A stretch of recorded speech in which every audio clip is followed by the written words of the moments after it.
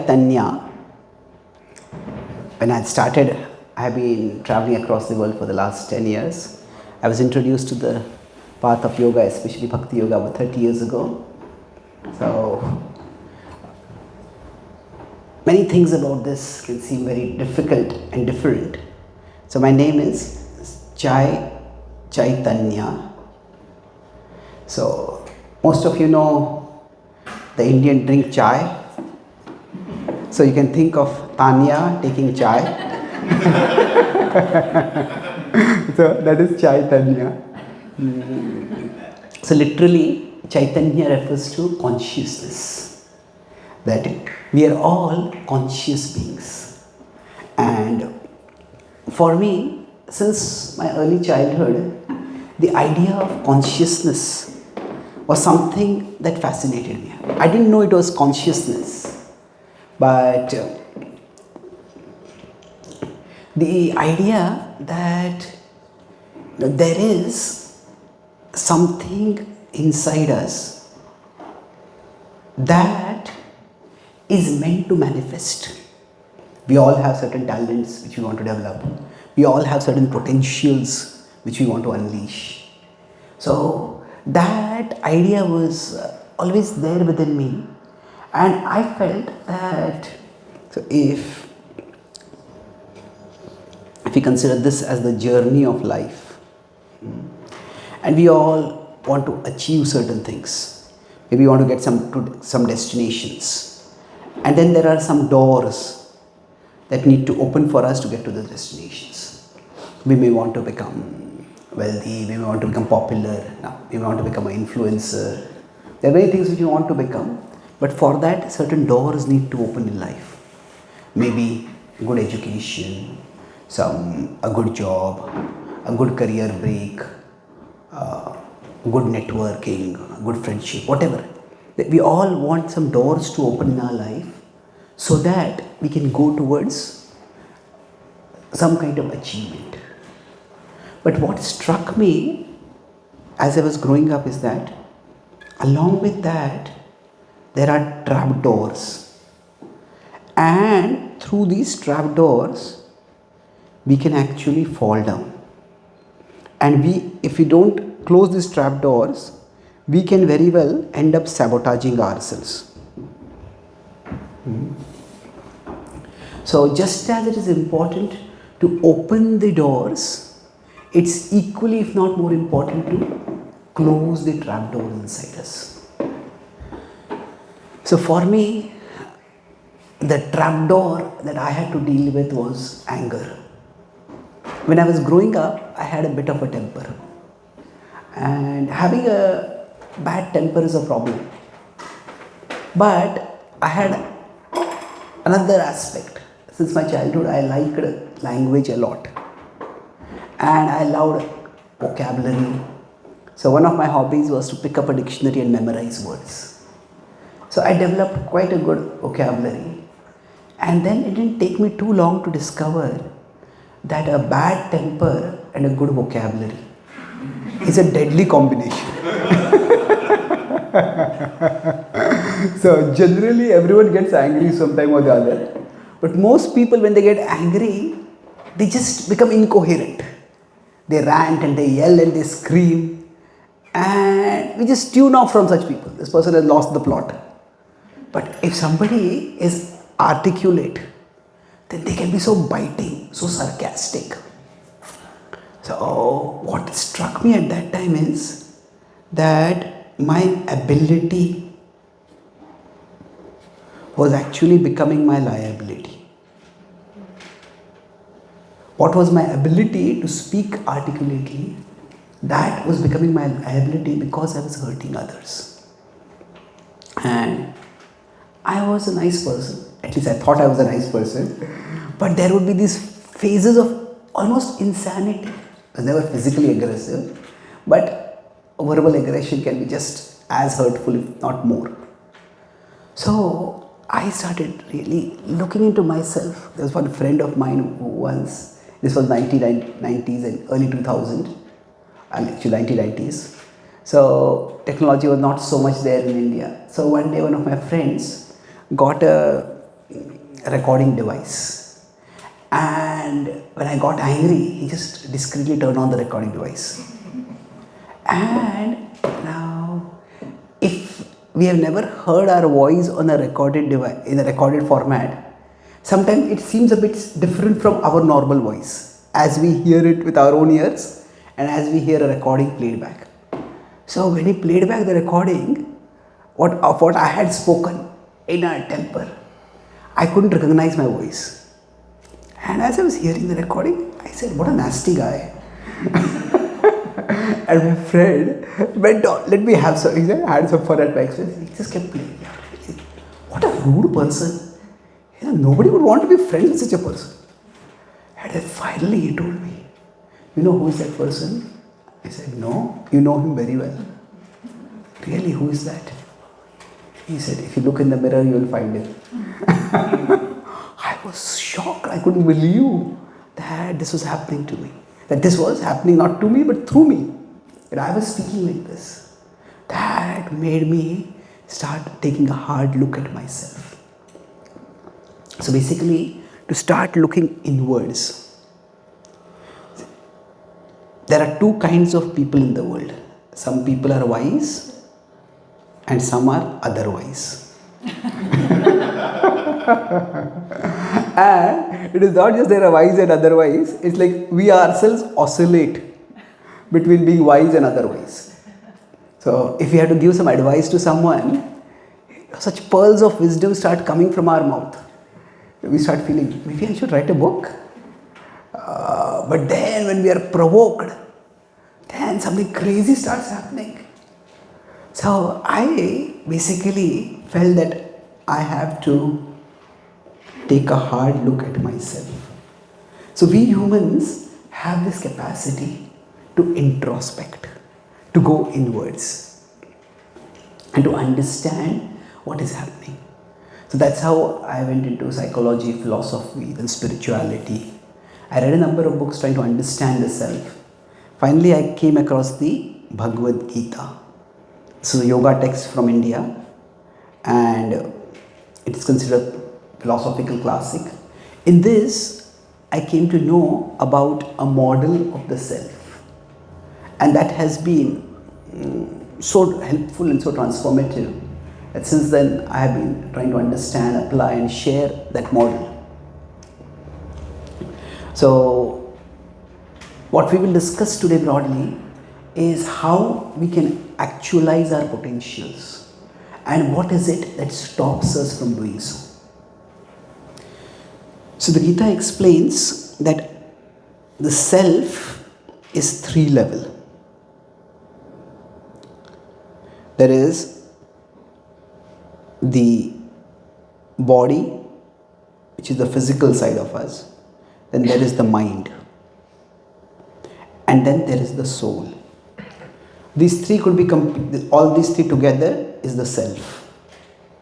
Now this could be compared to a computer system in which the body is like the hardware, the mind is like the software, and the soul is the user. So within this understanding, the mind plays a critical role. So from the soul, consciousness comes out. And so consciousness is like this flashlight. Are you able to see the flashlight now? So there is a point over here. Now from that point, the beam of light is coming out. Now if I put my hand over here, is the beam of light still there? Yeah, it is there, but you can't see it. So that source of light, that is the soul. And the beam of light coming out from it is the consciousness. So it is through our consciousness that we become aware of various things. So our consciousness plays two roles primarily. There is perception. We look outwards to see what is going on in the outer world. And then there is, we use the consciousness for execution. Based on what we see, then we decide what we want to do. So it goes inwards and then comes outwards. And that's how we function in life. So when the consciousness goes inward and when it comes outwards, we all have probably experienced some moments when we are in what is sometimes called the flow state, or the in the zone, peak performance state, where we are completely absorbed. Just ideas seem to come, things fall in place, and just things work seamlessly. Have any of you experienced that kind of flow state? Where just things even if things are not working, we are working and we are solving things, making things happen. So that state is often we at our best. And the mind plays a very significant role in whether we are at our best or whether we are at the opposite. We may be at our worst. So let's try to look at what the mind does. And I'll talk about this session in 3 broad parts. I'll first talk, like I said, my name is Chaitanya, so it's related with consciousness. A shorter word for consciousness is also Chit. So first I'll talk about the concept. So concept is, what is the model of the self that I talked about. Now I talk about the implication of this, what it means for us. And then finally we'll talk about some takeaways, what we can learn and what we can apply. So in general, when we want to do things in life, we are looking for 2 broad things. In one sense, we are looking for satisfaction. We could say, we all want to be, now satisfaction is the mildest word. We want happiness, we want joy, we want thrill, we want adventure, but that side where we want to be happy. And the other is, we want to do some contribution. That we all want that our existence should matter to others. That what I am doing should be meaningful. It should make a difference. So satisfaction and contribution. Now, how do we go about achieving this? That's what this concept, why do we want to understand the self? One side is we want to avoid self-sabotage. We don't want ourselves to fall into those trapdoors. The other is we want to open the doors so that we can move towards a life of satisfaction and a life of contribution. So with this in mind, let's look at the implication of this model. That what does it imply? The mind is filled with impressions. The mind is not just a neutral transmitter of consciousness. The mind has impressions in it. The word for Sanskrit, or in the yoga language, the word is samskar. Have any of you heard this word samskar? Some of you may have heard it. That can be written in English as samskar. Everyone has some or the other scar inside us. Now, what do I mean by a scar over here? See, these impressions are what change the consciousness when it comes in or when it goes out. So for example, now once I was giving a talk and as an organizer was walking behind me, the organizer wanted to bring something to my urgent attention. So they tapped on my shoulder. They tapped on my shoulder. I almost screamed. I said, what happened? He said, actually I had fallen on this shoulder and I have a sprain over here. Oh, okay. So now if there is any injury, then what happens? There could be a small input, the small stimulus, and there is a huge reaction. A small stimulus, a huge reaction. That's a sign of injury. That is also the sign of some samskar on our mind. So this can be in two ways. If somebody has had some traumatic experience, maybe somebody was bitten by a dog in their childhood. Now when they grow up, whenever they see a dog, now that dog might be a small, cuddly little poodle, very sweet. But for them, that dog becomes reduced to its teeth. And the small stimulus, there might be a huge fear that can come up.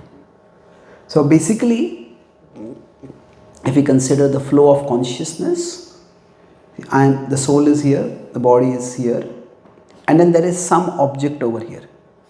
That's all. That object, the perception comes to our consciousness. So we see it with our eyes. But when it comes over here, it mixes with a samskara. So if we have certain impressions inside our mind, when it comes in, it mixes with the samskara. When it mixes, it suddenly becomes large. And then it fills our consciousness. And say, as soon as the person sees a dog, as long as the dog is in the room, they just can't think of anything else. They can't talk with anyone. Either the dog has to go or I have to go. So it just consumes the consciousness. Now this can happen with respect to emotions. This can also happen with respect to desires. I have a friend in America who was an alcoholic. He recovered, then he came to, now he's practicing yoga and bhakti yoga. So he was telling me about when he recognized that he had a problem. One of the biggest problems with an addictive kind of behavior is what is called the no problem problem. That I don't have a problem. There's a British playwright, Oscar Wilde, he said that giving up smoking is the easiest thing in the world. I have done it over 100 times.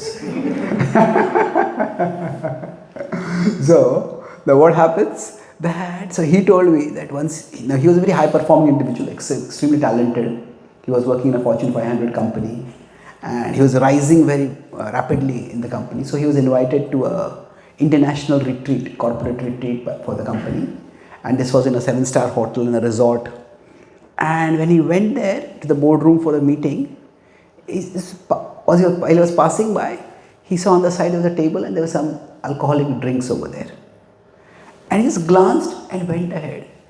But when he was talking with his boss, in his mind, his boss' body changed into a bottle of alcohol. And he just couldn't talk, he couldn't function. That's when he realized there's something wrong over here. I have to fix this. So these samskaras, what they do is that they lead to disproportionate reactions. Small stimuli, large reactions. Sometimes when we're talking with someone and they look a little disturbed, then we might say, did I touch a nerve there? So we see an overreaction. So what happens in such situations? This is what can become a trapdoor for us. So for somebody who is an alcoholic, that one stimulus of alcohol, that can become a trapdoor and they fall into it. Nowadays it could be device addiction. We have now devices become very common. We just need our phone. But what happens? Through the device, we get wise. And we get caught. It could be just distraction. It could be, there is this phenomena called doom scrolling. Have you heard that? It's like, you're just sitting peacefully, maybe lying on a bed, and we are reading about all the terrible things that are happening everywhere in the world. And you just become so miserable, so agitated, feel so helpless. So what's happening? Some stimulus comes in and it completely occupies our mind. So now, of course, all the impressions are not bad. That one small stimulus, something small, becomes big. That's not a bad thing. For example, if we are working in a place where there is very inflammable equipment and we are trained to be a firefighter and we smell smoke. It's a small stimulus, nobody notices it. We notice it, hey, some danger over here. Let's get out, we have to detect where the fire is, we have to extinguish it. So that's good. So all the impressions in the mind are not bad. So whichever area we work in, we may also have some impressions that help us in that area. But the point is, which inputs should become big and which should not become big. So another way to understand the mind, I said it's like a software, so it's like a screen. On the screen there are many windows, and some just pop up and occupy the full screen. Now sometimes if we are doing some important work and suddenly the notification pops up, your battery is about to die. Now that's a necessary notification, and we immediately have to look for a charger and to charge it. But if you are doing some urgent important work and it says your friend has posted a new photo on their Instagram, well, we don't have to immediately necessarily go and look at it at that particular time. So the idea is, because of the impressions inside us, certain things get automatically minimized, so some things automatically get maximized. And whether they are the things that should be maximized or not, that's where our consciousness comes up. So, I am here as a soul and this is my mind. Now on this mind there are many windows that are open. Now, right now for example, you're sitting here. So you're sitting on the floor and maybe you're not very habituated to sitting on the floor. Hey, this is not very comfortable. That's one window that is there. Another window might be, hey, this is Saturday evening, I could have been doing so many other things. Did I do the right thing by coming here? Another window might be, I came here for some kirtan. This talk seems to be too exhausting for me. Another window might be, I'm hungry, I wonder what time the food will start. So there are so many windows that are open. Now one window might be, hey, what is being talked about? That's also interesting. Let me try to understand this. So now there are many windows inside us, and sometimes a window just gets, not only pops up, it just becomes occupied, becomes full screen without even we realizing it. And that's how we get caught sometimes, we get distracted. So for us, if we are to actualize our potentials, we need to be conscious about which window is getting maximized and which window we want to be maximized. And these two things, that first is that there is awareness. Awareness is we know what is happening. Okay, which window is getting maximized. And then the second thing is purposefulness. That okay, what do I want to do? What is it that I want to be maximized? So awareness and purposefulness. Just taking a few minutes to pause every day, to introspect, to maybe journal, that helps us increase our awareness. Now, awareness and purposefulness, both of these are very helpful. So I'll make one more point before I move toward the takeaway. Awareness and purposefulness are a part of the takeaway. But one key point over here is that the mind is having all these impressions, but these impressions are not permanent. They can be rewritten. The mind is programmed and it can be reprogrammed. Even modern science is talking about how the brain has neuroplasticity. The brain's wiring can be rewired. So we have the capacity to change what programming is there within us. So awareness is what is maximized.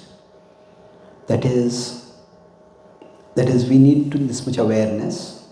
And then purposefulness is what do I want to be maximized.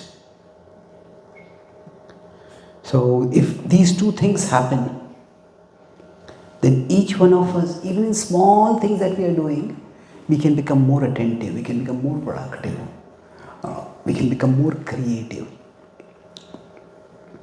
So let's move to the last part, that is the takeaway now.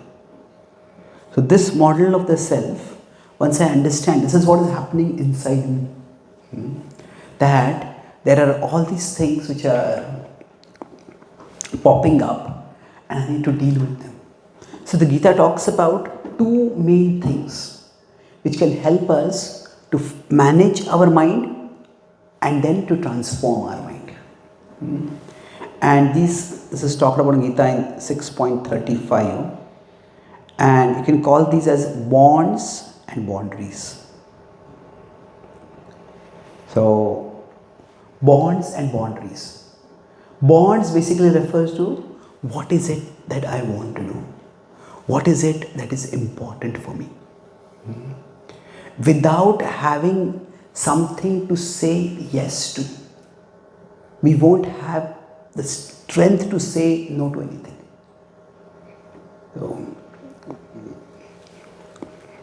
if we are not directed towards something, we will be distracted by everything. So, what is it that is important for me? That's what we need to start with.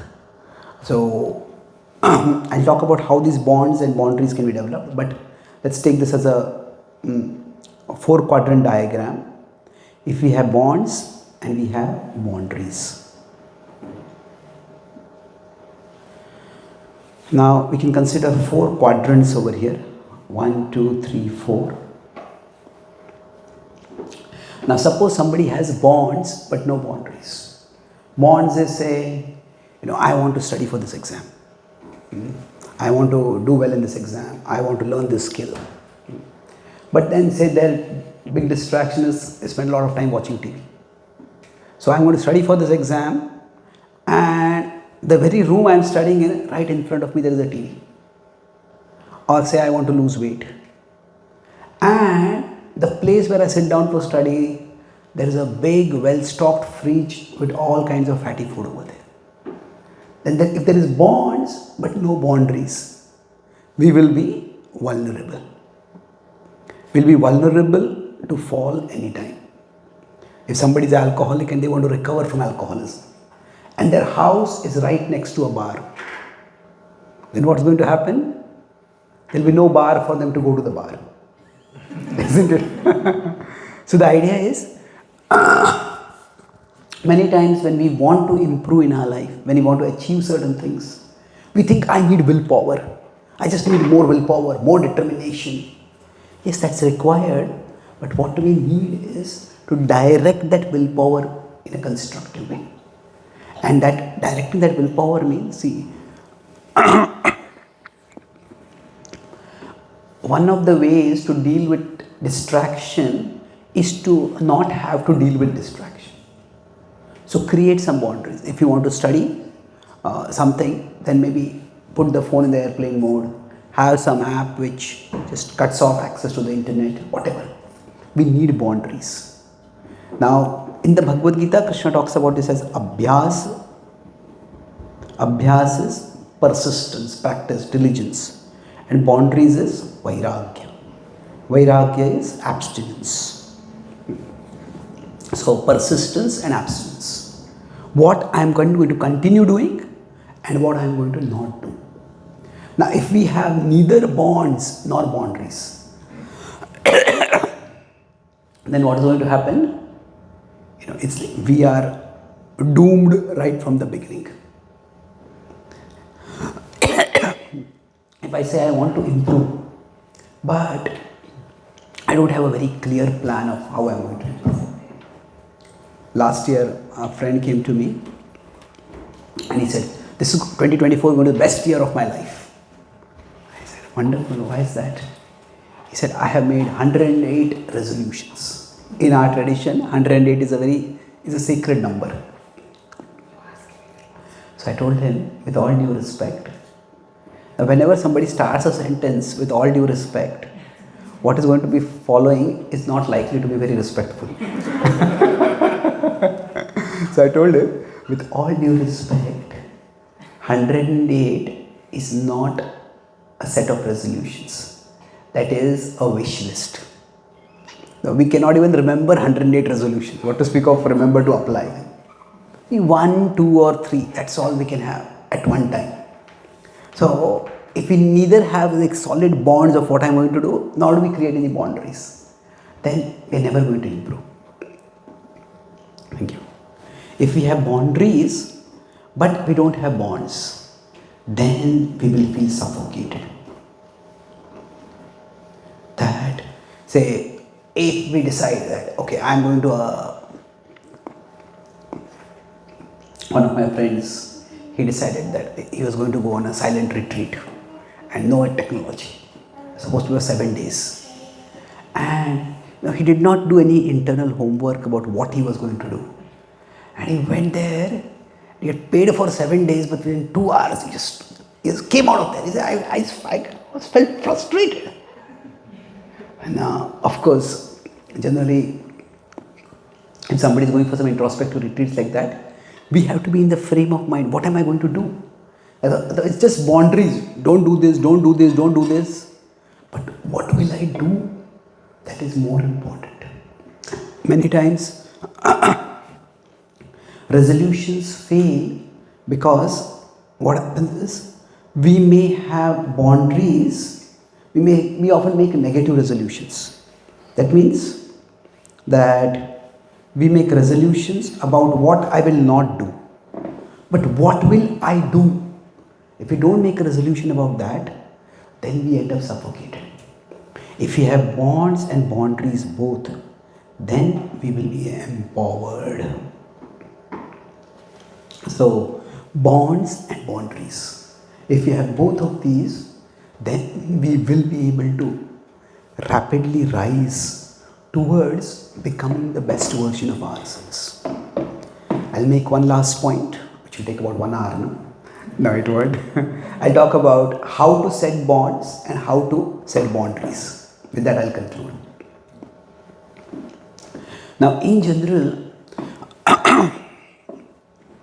to find out which are the areas where we need boundaries and which are the areas where we need bonds. So let's start with the positive. What is it that I would like to do? What is it that is meaningful for me? So in general, there is a simple framework for understanding this. Look at the things that we feel content doing. We feel content, we feel satisfied. I was in Canada a few months ago. A couple had wanted to meet me. They came for an appointment for 1 hour, and they had brought their about 4-year-old child. So they wanted to have some serious discussion. I said, with your child, won't it be distracting? They said no.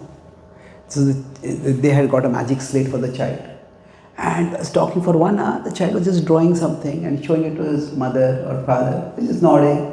He just erase it and draw. For that 1 hour, he just completely lost in drawing.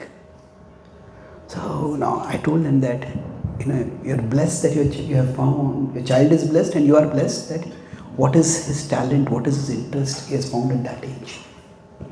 Now, are there any things in our life that we feel content doing, we feel satisfied doing? Even if nobody praised us for doing that, that's what we will do. Now, I'm not talking about, okay, I'll just sit and watch TV all day or I'll surf on the net. No, something meaningful. We don't feel content after watching TV. Maybe just if we are exhausted, we are frustrated, it's a break we need. But is there something that we feel content doing? And then second is there something that we are competent at doing? So the Gita calls it guna and karma. So if you have the guna for something, we will feel content doing that. If you have the karma for something, we will be competent doing that. So if we are content and competent, just start with self-observation to find out. If I have some free time, what would I like to do? And objectively, what are the things that I am good at? So what do I feel good doing? What am I good at doing? And if these two things just become pointers for us, if we discover even one thing in this area, that can become a bond for us. This is what I like to do. This is what I would like to commit myself to do. In this area, we will be able to, as I said, we are content, we will be able to find satisfaction, and in this area, we'll also be able to make a contribution. These two don't have to be exclusive, they both can go together. So to form bonds, it's not just, I want to learn this language, or I want to develop this level of fitness, or I want to earn this much money. Those are sometimes necessary, that kind of things. But we need to go deeper to find what are the bonds that will stick, that we will be able to commit to. Those are not coming from external requirements, they are coming from an inner calling. So this way, in this area, we can form our bonds. And then the last point is, while we are forming bonds, how do we decide what kind of boundaries we need? So in general, if we just sit down for 2 or 3 minutes, we can list probably 3 to 5 activities that we do, which if we stop doing or if we decrease doing, our life would be much better. So it could be that maybe we spend too much time on our phone, surfing on social media, maybe just we spend time too much on random chit chat, maybe we may spend too much time worrying about what other people are thinking about us. Whatever it is, we all have our own fallibilities. So once we identify, okay, this is 1, 2, 3, these are the things which if I could decrease, my life would be much better. So how do we set up boundaries? This last point is it. I use the acronym called CAST. So we need to cast, like something is cast in stone, like that, boundaries. So C is category. Sometimes we may decide that I will stop this category of activity completely. Like somebody is an alcoholic, they may decide I'm going to stop all alcoholic drinks. Somebody who is whatever it is that is harmful for us, we may decide I'm just not going to do it. So if somebody is into eating a lot of unhealthy food, they decide, okay, I'll stop eating non-vegetarian food. That whole category, one category of unhealthy foods just goes off. So, because many times when you set boundaries, you say yes, no, maybe a little, what is the big deal? So, sometimes just having a categorical boundary helps. So, if there are some toxic people in our life, okay, categorical, just finish it off. Now sometimes category is not possible. Now, there are certain things which we can't completely avoid in our lives. So at that time, it's important to recognize that boundaries don't always have to be black and white. Boundaries, if it is category, this is what I will just not do. But when that is not possible, we can start from outside in. So I'll start with this and come back to this. Simple boundaries could be in terms of space and time. What do I mean by this? Space and time. That we may decide that, okay, till this time in my day, I'm not going to look at any social media, or I'm not going to look at all these apps. Till this time in my day, or it could be, or this time of the day is going to be reserved for this activity. So set boundaries in terms of time. Also, we could set boundaries in terms of space. So instead of space means what? We create some sacred space in our home. Wherever we are staying, one corner. This is where I go and I meditate. This is where I go and read. This is where I go and do certain things. I have a friend. He lives in a joint family. In a big house, they have 20 members in the family. So he's an author. So he wrote on his room, he showed me, he has a notice, I am writing now. If you disturb me, with all humility, I will break your legs. Now, that will be too strong. But the idea is, we need to create some space for ourselves. Just have a space which is safe, which is we can focus. No, if you want to study, go to a library. If you want to do some spiritual practice, come to some spiritual space. Like now we are doing this kirtan over here, the ambience of this place, with all this lighting and all this, a nice ambience is created. So it's easier to be spiritual over here, to focus on something higher. So we can start with boundaries instead of relying only on our willpower. I'll not do this. Now, how can I create space or time? So if I want to read a book, now if I'm lying on my bed and not able to sleep, if the book is in the other room somewhere, and who will walk and go there? But if I kept the book right next to me, okay, I'm not able to sleep, let me read a little bit. So space and time, these make small differences, but each of these is a small difference that actually makes a big difference. So if categorically it's not possible, then at least in terms of space and time, it's always possible. And in between that, one more way we can set boundaries is by having accountability. That have someone else who will hold us accountable. If you're trying to do something, maybe do it with a friend, so both of you do it together. I'm an author, and it's like every day I get a new idea for a book. And far more ideas than there are days in my lifetime.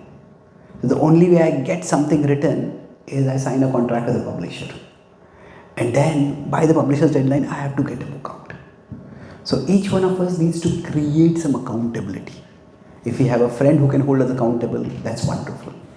But if we set boundaries like this, each one of us can become so much better. Each one of us can actually rise towards greater satisfaction and greater contribution in our lives. I'll summarize quickly what I discussed today. Our topic was about how each one of us can become more empowered. We can live in a more empowered way for contribution satisfaction. I talked in terms of 3 main points. Use the acronym CHIT. So, concept. The concept is that we started by talking about how in our life journey, we all want doors to be opened. But there are also trapdoors that need to be closed. So, where do these trapdoors come from? I discussed the concept of the mind as described in the Bhagavad Gita. This body, the soul and the mind. The mind is in between. And the mind has impressions. These are the samskara. And the characteristic of the samskara is that small input, small stimulus, large reaction. And this is how we get distorted. So each one of us has some impressions. So what happens for us, the implication of this model is, it helps us to make sense of what is happening inside us. That sometimes what might be a small stimuli in the outer world, it comes in, it triggers something inside us, and then it just takes us over. It becomes very big. And this can happen with respect to emotions. This is where sometimes trauma might be there. And this can also happen with respect to desires. And that's where addiction comes in. So, trauma and addiction are 2 ways in which basically these 2, trauma and addiction, these 2 can be 2 trapdoors for us, in which we may fall and we may sabotage ourselves. So what do? We discussed that if we can learn to better observe ourselves, that what are the windows that are opened in our mind and which do we want to be opened. So we want awareness, on a greater level of awareness. And what is the second thing? Purposefulness. Okay, which window is open and which window do I want to be open? And the takeaway, how do we go about doing this is, I talk about 2 main things. We need bonds and boundaries. So when we have bonds and boundaries, each one of us can actually, rather than simply depending on willpower and beating ourselves up if the willpower doesn't work, If we have no bonds nor boundaries, we are doomed. If we have bonds but boundaries, we are still vulnerable or we are endangered. If we have boundaries but no bonds, we feel suffocated. If we have both bonds and boundaries, we feel empowered. And how do we find the bonds that will truly be meaningful for us? I said we can be self-observant to look for the things that help us feel content and the things that we are competent at. By this self-observation, we can find our bonds. And with respect to the boundaries, I discussed whatever it is we know that I need to stop doing, that I can be better. I discussed we can use the acronym CAST. So what was C was? Anyone remembers? Category. Just some things is a wholesale no to them. A was accountability. Have somebody else who will help us stick to our boundary. S and T was space and time. And with this, each one of us can rise to become the best version of ourselves and find greater satisfaction and make a higher contribution to our life. Thank you very much. Hare Krishna.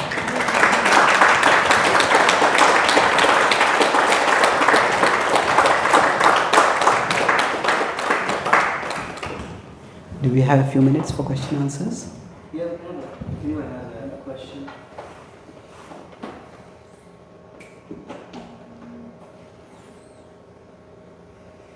Yes, please. So, my question is about procrastination, in which you know what you should be doing. Like I should be staying away from eating whatever. And when it comes to actually doing what I know I should be doing, I keep on pushing things away. Right now my consciousness is this is more about a struggle with your emotions or with your inner state. And not being able to accept maybe failure or accept that I'm still on a growing phase. That's right now my consciousness in this area. So what are like your pointers in this? Yeah. In this area? Can I procrastinate in answering this question? Okay. It's a common challenge, and especially, as I said, I'm a creative person. So often lack of creativity becomes an excuse for procrastination. So what I have found helpful, again, this same boundaries, CAST, this same principle can help. In general, when we start procrastinating, the tendency is two things. One is we find some obstacle outward. Say maybe, let's put it. We procrastinate mainly for two reasons. Maybe, oh, this is too difficult. I can't do this. And the other is we have some level of self-doubt. Maybe I won't be able to do it. Maybe I don't want to do it right now. Maybe I can do it later. So there is some external obstacle or there is some inner hesitation. Whatever it is. So now the obstacle can be in many different forms. The hesitation can come in many different ways. Maybe this is not so urgent. Maybe I can do it later. Hey, okay, right now I'm too tired. I can start tomorrow. Whatever it is. So for each one of us, when we want to deal with procrastination, what we need is to have our intelligence strong. Intelligence, see what happens? Every time we make a choice, it's just one choice. It doesn't seem to make much difference. Okay, whether I do it now, I do it after 1 hour. It doesn't seem to make much difference. But that one choice, in the long run, it is going to take us in a very different direction. So, it can take me one way or very different way. So, it is our intelligence which can have a far-sighted vision. If I do this, what is going to happen? If I won't do this, what is going to happen? So, the point is that if we write things down, How do we equip our intelligence? It is by writing or journaling. Write things down. Why do I want to do this? What will happen if I do this? And what will happen if I don't do this? And that can give us that desire, that push when we feel maybe I'll do it later. That's the first thing. Having our intelligence sharp is very important. And it's very difficult to remember it at that particular time. That's why write it down. Writing it down will help us to call it back when we need it. And now, beyond that, the most important things we could do is, like I talked about purpose, but purpose need to be translated into practical steps. So one of the things why we postpone is, it's too small, I can do it later. If I do it a little later, it doesn't matter. Or it can be, it's so difficult, I'll do it later. Both ways the mind can trick us. So in some ways, the way to remove procrastination is to be able to look at the big picture of where doing it will take me and where not doing it will take me, but then look down at the small step. The smallest step. Like one of my friends is an author, he told me the trick, he says is, don't think you're writing a book, don't think you're writing an article. Just think that you are writing one word. Like artists, all that I have to do is just draw one line. Just take small steps. So if we recognize this is where I'm looking at the big picture. And then after that I look at the small steps. And how these small steps lead to the big picture. When we procrastinate, either we get overwhelmed at the size of the task or we devalue the small steps that we can take in the task. If these two things are addressed, we'll find that it becomes much easier for us to push on.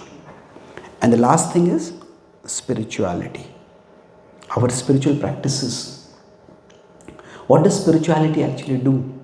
Spirituality is, it connects us with the higher reality beyond ourselves. Like the nature of life is, there's always ups and downs.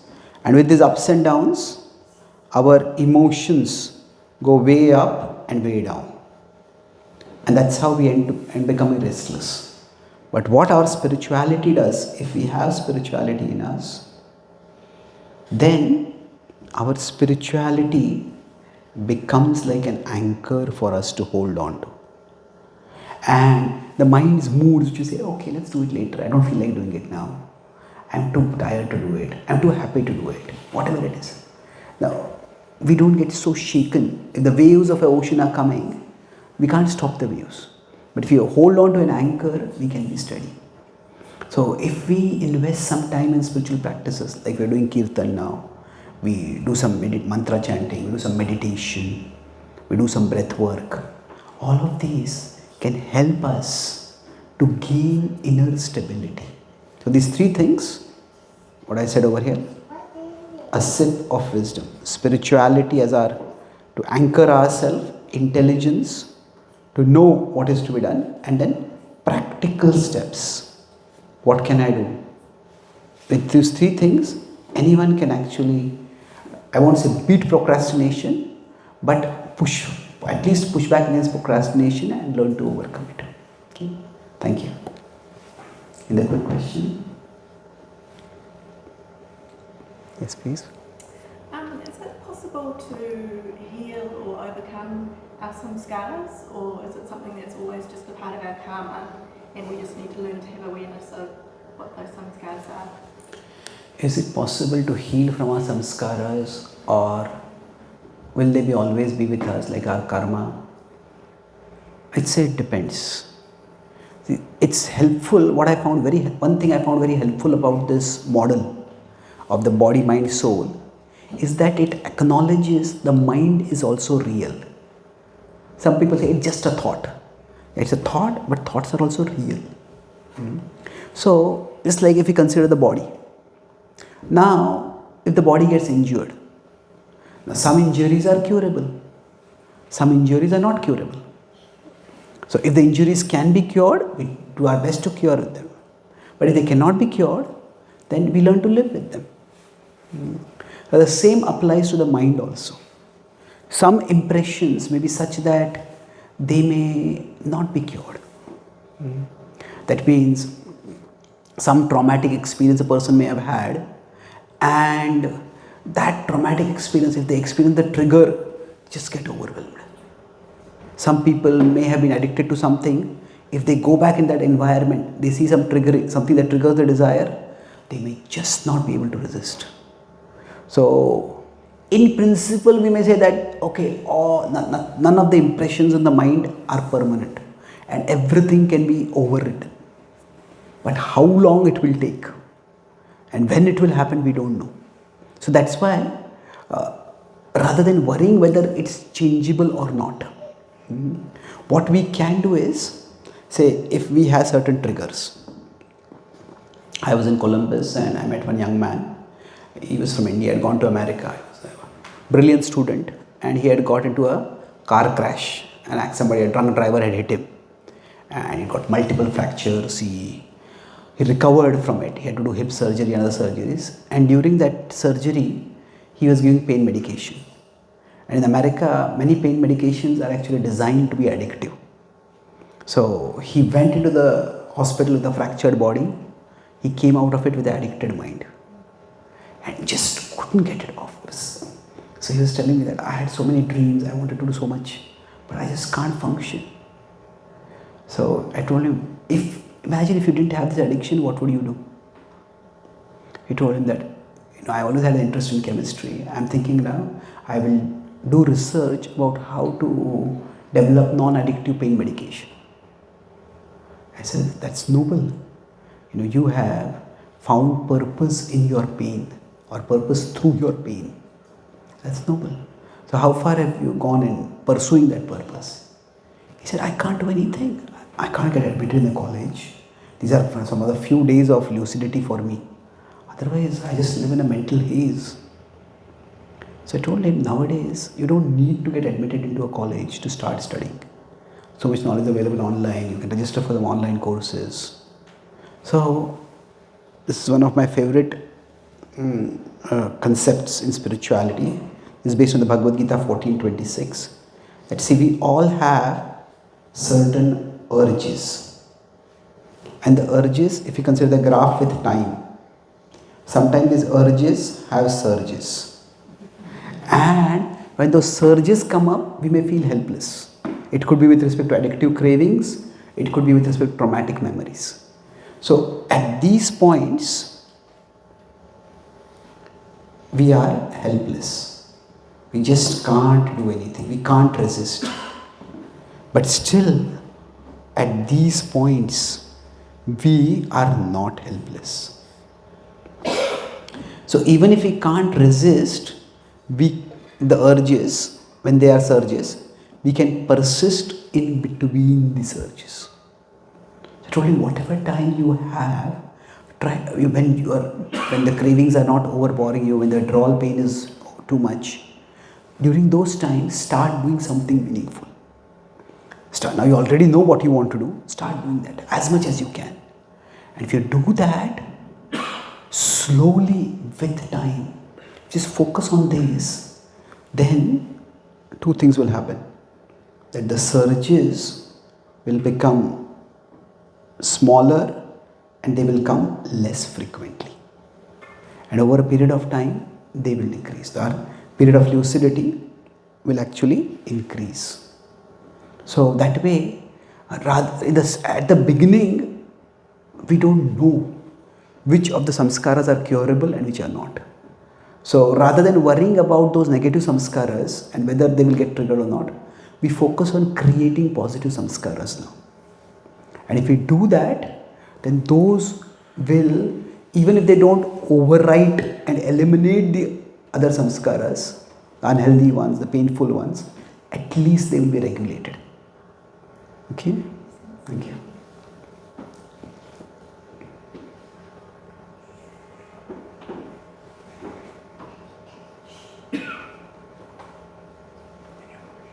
Any other questions before we?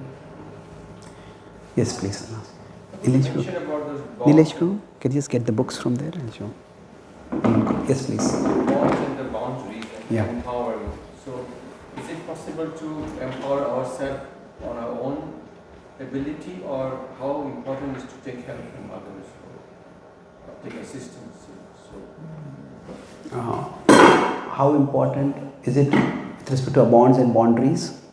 Well, there are two kinds of help that we can take from others. Sorry. If we are here, one is that we can take help from others. I already talked about that others can act as accountability partners for us. That's one thing. And now, if we have not just a friend, if we have somebody who is a guide or a mentor, then they can help us to understand if there is a relapse, when we should be hard on ourselves and when we need to be gentle on ourselves. Because we'll all have relapses. We'll all fall back to the ways we want to give up. So when the relapse happens, there are times when things are beyond our control. So when to be gentle, when to be hard on ourselves, that's something which we all need to decide. So the mentors can help in that. If we are too hard on ourselves, then we may just become filled with guilt and we become hopeless. If we are too gentle on ourselves, too light on ourselves, then we will become complacent, and then we will become trapped by that. So we need a balance. What is best for us at that time? If after the relapse we are nonchalant, then we need to be a little harder with ourselves. If after the relapse we are already feeling very bad, then don't beat yourself down further. Just learn to rise and move on. So that kind of developing a healthy relationship with ourselves, that can be we can be assisted by a mentor. Oh really? When did this go off? Just a moment last. Okay. Thank you. So that's one thing. And then beyond that, like I talked about spirituality, our spirituality can be our anchor. And in the yoga tradition, there is a concept of there is a divinity we are all parts of that divinity. And by connecting with that divine, we can get a flow of positivity coming into our consciousness. The idea is our problems, our samskaras, they all can seem very big for us. So if I am here, so initially my problems can seem very big. And then as compared to that, I can feel that I am very small. And if we are not really practicing anything spiritual, then even if there is some concept of divinity, some higher reality, that seems very small. But when there is spiritual growth, then what happens? By spiritual growth, the problem that we are facing starts feeling not that big. And the divinity, we start realizing that's much bigger. That there is a higher reality that I can access, that I can connect with. Say, for example, when we do the kirtan, at that time we may all have our anxieties, irritations, cravings, resentments. We come over here and all of those may be just occupying a lot of our mental space. But you just focus on the mantra, on the sound of the music, divine music that is being sung over here. Then what happens? Gradually that starts filling our consciousness, that starts becoming bigger. Then the problem may still be there, but it won't consume us so much. So connecting with the divine reality through spiritual practices helps a lot. So can others help? Yes, as accountability partners, as guides, and ultimately the other that can help us the most is the divine. When we bring ourselves into a divine presence, our problems stop feeling so overwhelming and we become empowered to face them more constructively. Okay? Thank you very much. So I have written a few books. Much of what I spoke today is there in this book. This is called You Are Not Your Mind, You Are